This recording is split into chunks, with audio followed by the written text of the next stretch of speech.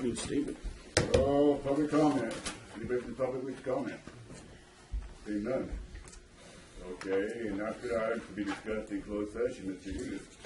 Okay, Mr. Chairman, the board will be meeting in closed session for conference with legal counsel, significant exposure to litigation pursuant to subdivision D2, Government Code Section 54956.9, case, and for a conference with labor negotiator Rick Hague telephonically, which may include the following bargaining units: Lassen County Peace Officers Association, Lassen County Peace Officers Supervisors Association, Lassen County Peace Officers Management Association, and Lassen County Deputy Sheriff's Association.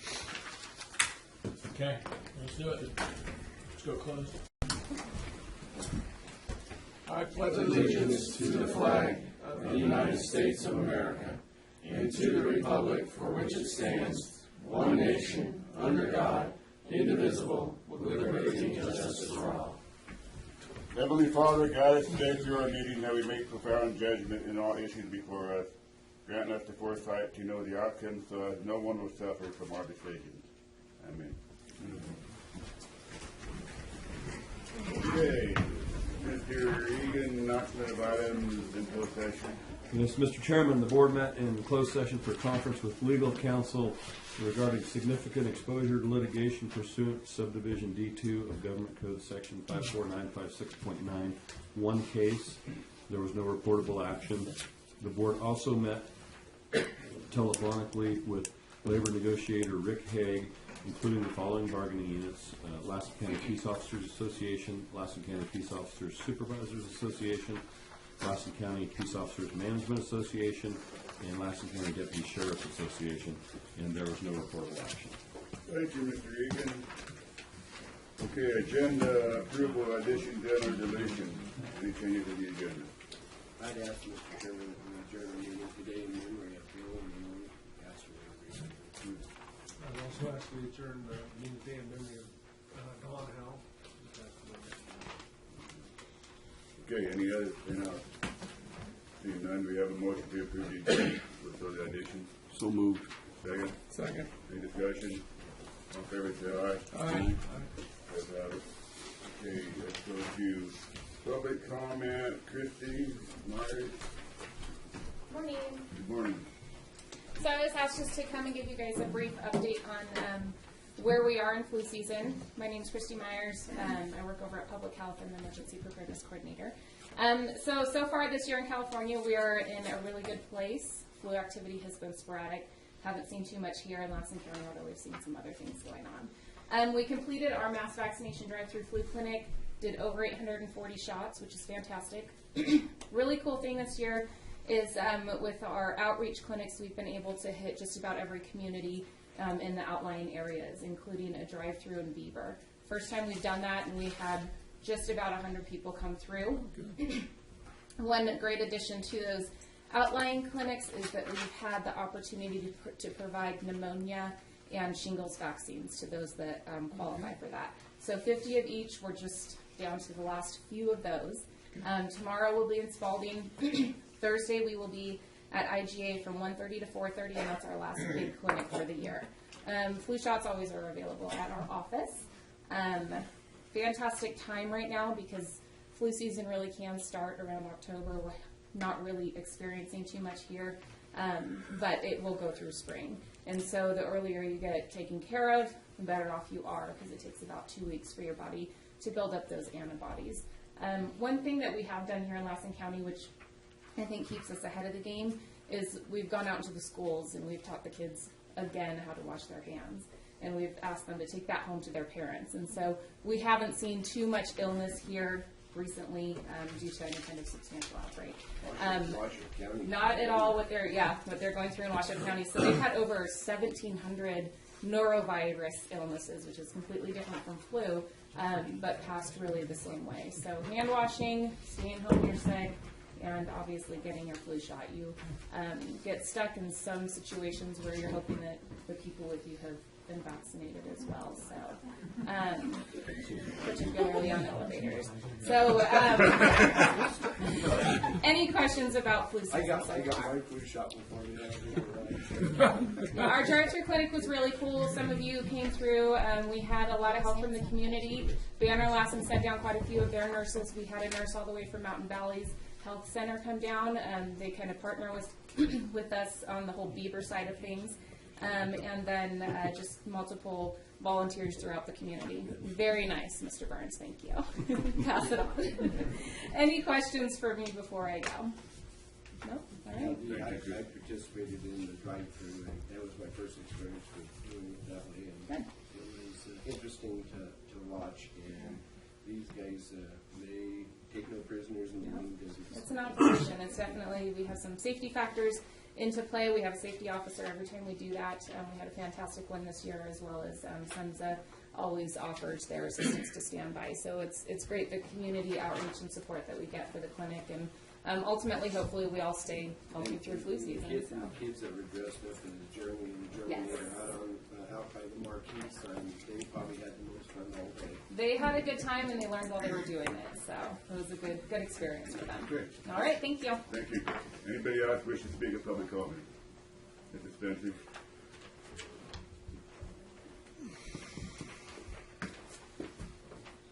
I do have a handout. Say your name for the recorder. You just did. Eileen want you to do Spencer, CanWeHealth.com.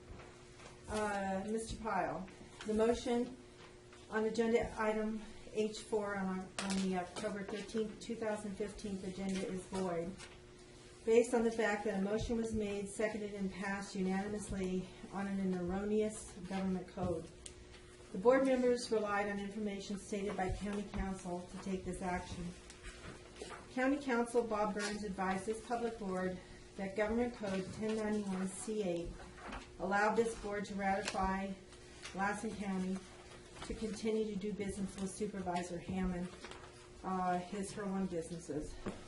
And we had 4 people listen to your audio, and I think you were here, but I think you can get a copy of it if you doubt that, but it was confirmed. There is no such government code as 1091-C8. The county clerk has attempted to hide your action by changing the government code in the October 13th minutes to 1091-B8.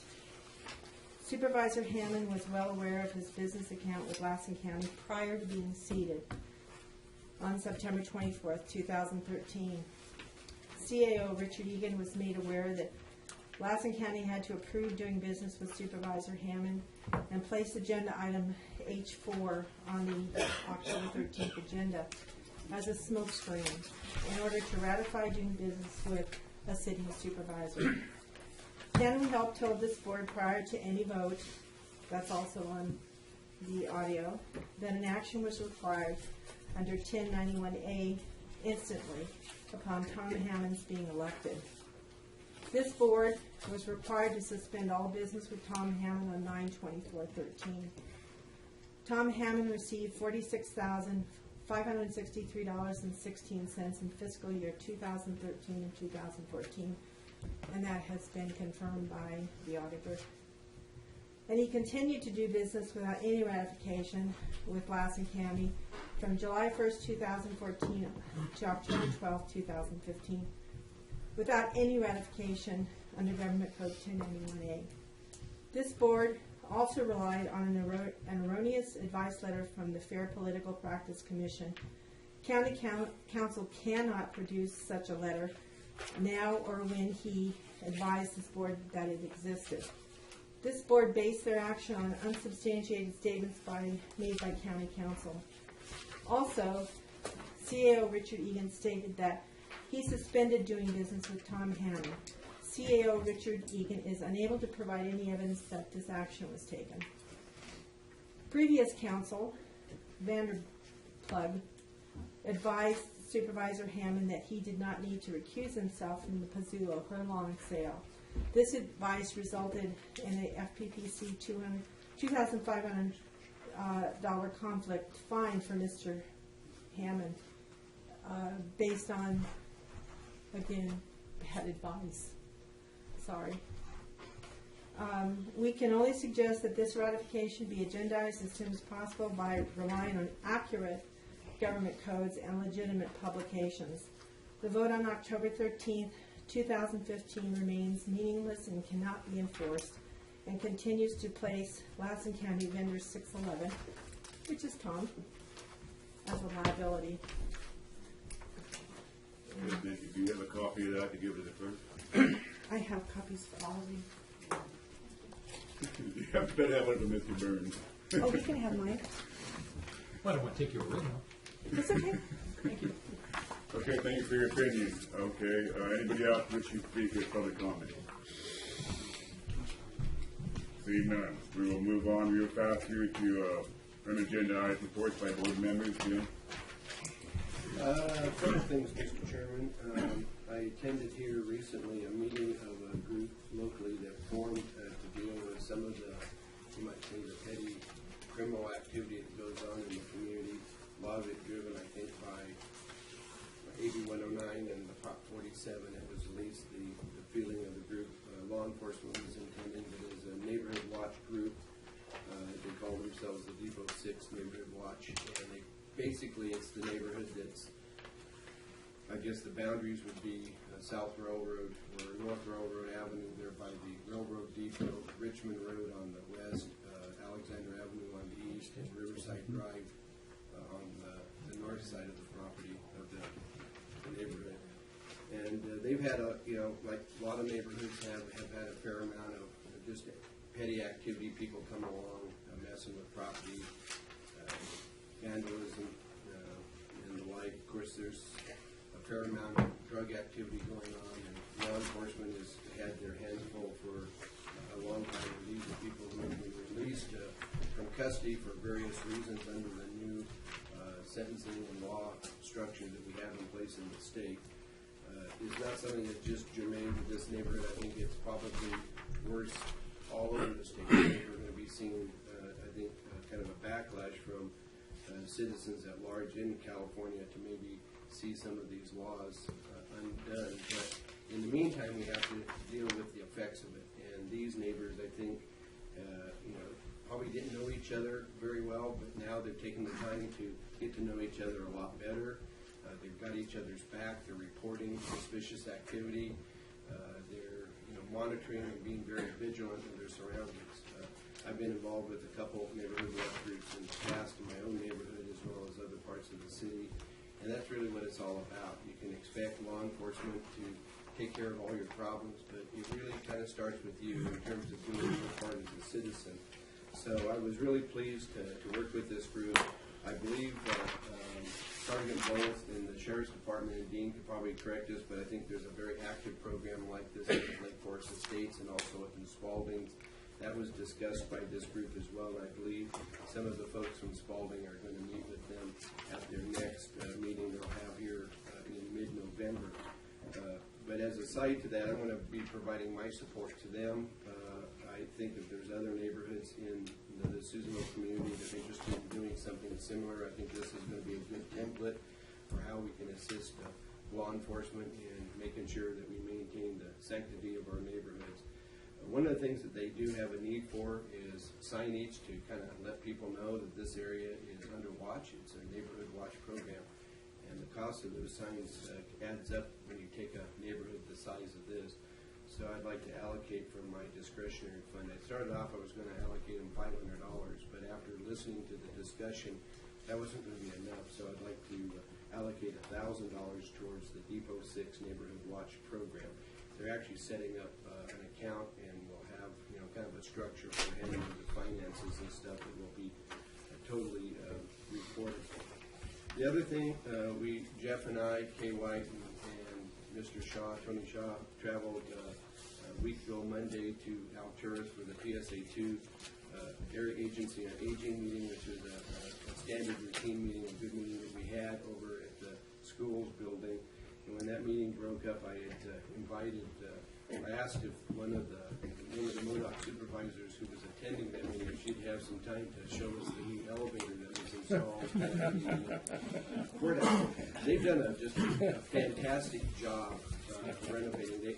The $300,000 project that they've done to the Modoc County Courthouse is very similar to what we completed here a couple years back with the makeover of the Veterans Memorial Building. It was a building that needed some attention on the outside, and it's beautifully painted. One of the things they did is they added in the southeast corner of the building. So the way the building is shaped, there's these little cutout areas where they filled in one of those areas and put in an elevator shaft that serves the 2 floors of the courthouse as well as the basement. And Kay decided to stick it out in the car, and Tony and Jeff and I toured with Pat Collins, the new supervisor that was appointed here this past year by Governor Brown to fill a vacancy, and she was very delightful in terms of taking us. I'm sure she had plenty of things planned for her afternoon, but the whole time as we went up to the 2nd floor and toured around. It's a very nice courthouse that they have there in Alturas. We came down to the 1st floor, toured around. I was fortunate in hitting the men's room before we got in the elevator to go to the basement, but we never made it to the basement. We felt like we hit it slammed into the ground, but what it was, the elevator got temporarily stuck between the 1st floor and the basement floor.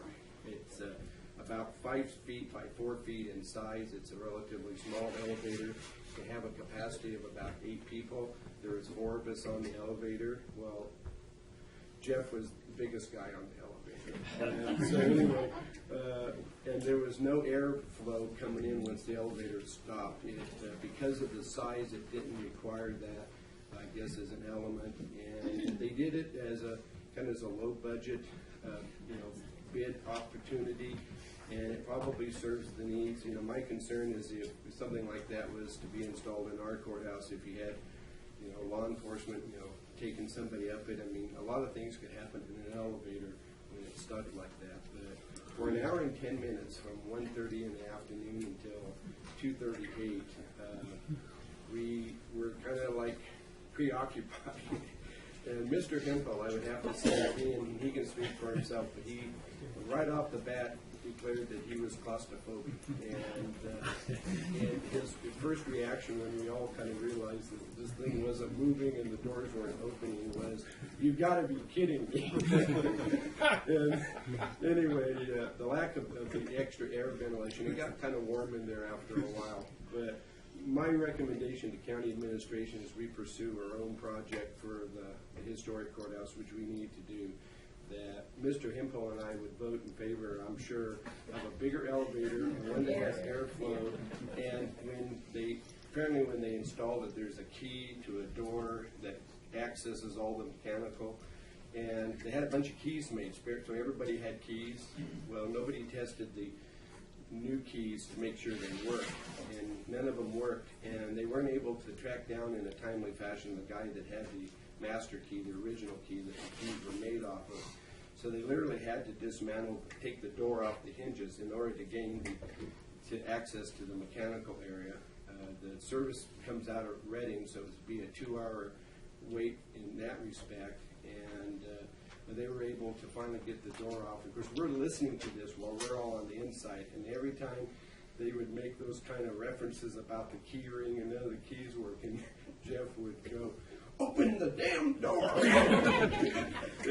So anyway, it was quite the trip. All I could have in my mind was I was listening to the music from Gilligan's Island and the 3-hour cruise. But instead of getting back in a timely fashion, we finally got sprung, grabbed a bite to eat, and we got back to town. It was well after 5 o'clock. But Jeff would not ride in the car from the courthouse to the restaurant. We definitely needed the fresh air. With that, Mr. Chairman, that was our break, and I want to say that I'm looking forward to our new elevator, but I have a feeling that Mr. Hempel will probably be taking the stairs. Okay, Aaron. I don't have a story like that. I'd like to designate $500 of my discretionary funds to go to Depot 6 and Neighborhood Watch program. And that's all I have. Thank you, Aaron. Jeff. I just want to follow up saying that it was a wonderful experience with Mr. Chapman. I've had a lot of people say, did he talk the whole time? And to be honest with you, I didn't remember much he said other than There was a slight crack, and I could see the outside, and I knew I was going to be safe at some point in time. Well, Pat and I kind of tried to keep a conversation going so that Jeff wouldn't freak out. But it was, We got through with our cleanup at Levitt Lake.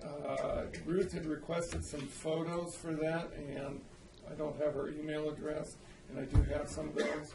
But that was a good effort by the communities. Furlong, Doyle, and Levitt Lake all participated. And instead of that garbage ending up in the desert or wherever else, it ended up where it should be, in the dump. And we plan on continuing that. And I was really impressed the way the communities came together to clean up their community. It was a worthwhile endeavor. Okay. Good deal. Okay, I got to be the lucky guy, I guess. Jim handed me a poem from Violet, and she would like me to read it, so bear with me while I try to get through this. Halloween fantasy. I heard strange noises in the night, and looking out to sea, I saw white ghouls and creepy things all staring back at me. The blackest cats I've ever seen were hissing at the air, and witches rode on floating brooms with spiders in their hair. The falling leaves of golden brown were crackling like fire, and as the moon began to rise, things started to transpire. Unusual sounds came from afar of giggles, oaths, and shouts. But when they laughed at Jackal's face, I really had my doubts. And when I heard a tap, tap, tap, and then a soft repeat, I opened up my door and heard these words of trick or treat. Beneath the mask, a child's face was beaming for a while, and as I treated each of them, they thanked me with a smile. I watched them turn onto the street and hope next year I see the creepy things on Halloween that test my fantasy. Thank you, Violet. Okay, with that, we're going to move on to a proclamation recognizing Alfred Robles on his retirement. I would move the proclamation, Mr. Chairman. Second? Motion and second, any discussion? All in favor, say aye. Aye. Opposed, say no. Ayes have it. Okay, let's do it then. Come on up, Fred. How you doing? Raider fan. Raiders.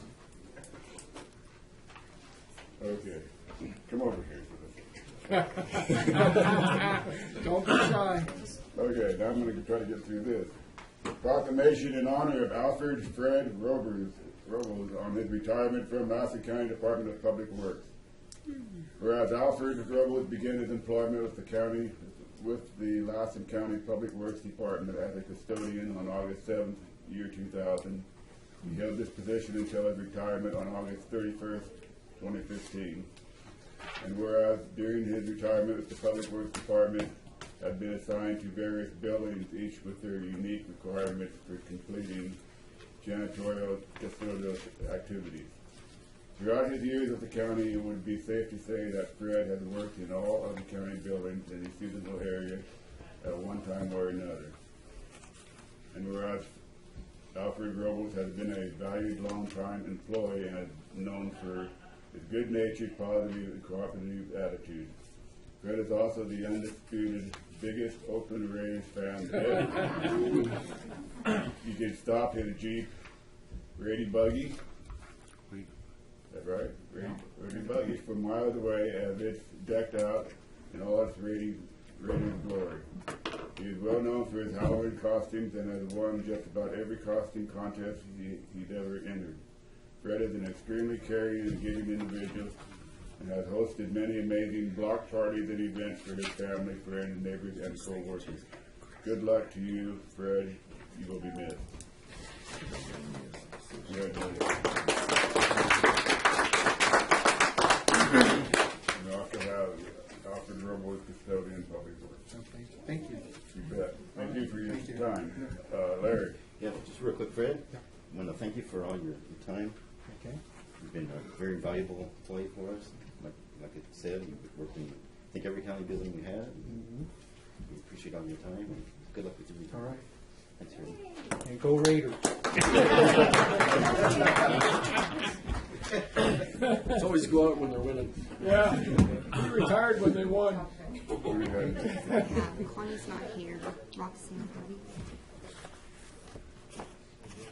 Thank you, Fred, for your time. Bye now. Thanks, Fred. Fred, I always thought you were too nice to be a Raiders.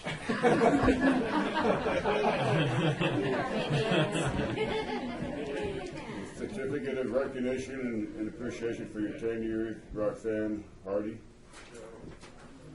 I'll take that for her. She's out of state hunting right now. In appreciation for your 10 years of employment with the County of Lassen, the Lassen County Board of Supervisors, I'd like to take this opportunity to present you with this certificate of recognition and thank you for your time.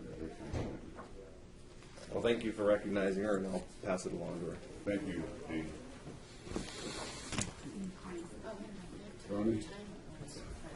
No, these are for the veterans. Connie, Nico, is Connie here? Let's see her. I'll take it back. Okay, and again, Connie, in appreciation for your 10 years of employment with the County of Lassen, we, the Lassen County Board of Supervisors, would like to take this opportunity to present you with this certificate of recognition. Thank you for your time at this time. Take that. Okay.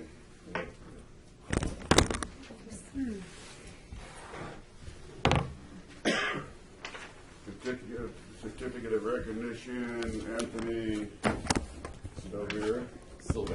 Okay, you love it, Anthony. Appreciation, Anthony, for your 15 years of employment with the County of Lassen. We, the Lassen County Board of Supervisors, would like to take this opportunity to present you with this certificate of recognition and thank you for your time. I appreciate it. Thank you, Anthony.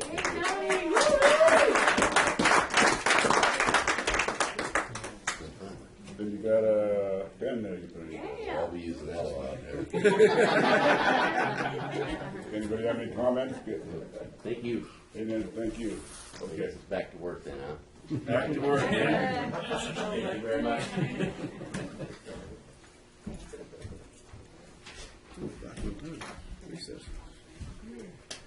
Okay, we'll go to 10:30. 10:45 recess. Oh, you guys want recess? 10:25 recess. You are correct. 5 minutes.